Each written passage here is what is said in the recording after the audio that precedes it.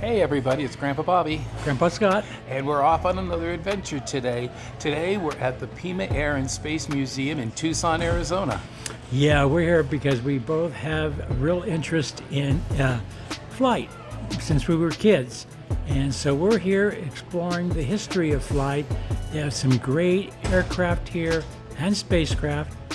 If you ever have the opportunity, encourage you to come. Yeah, it's a huge place, indoors and outdoors, with hangars and then aircraft all along the field here. So we're going to check them all out.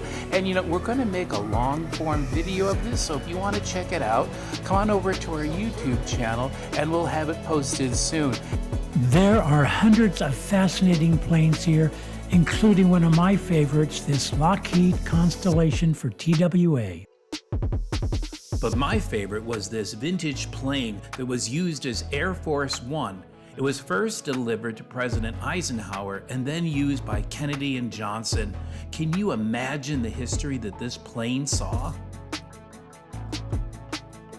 So come on over and join the fun and join us on our travels. Yeah. And always remember, whenever you travel, Travel with your heart.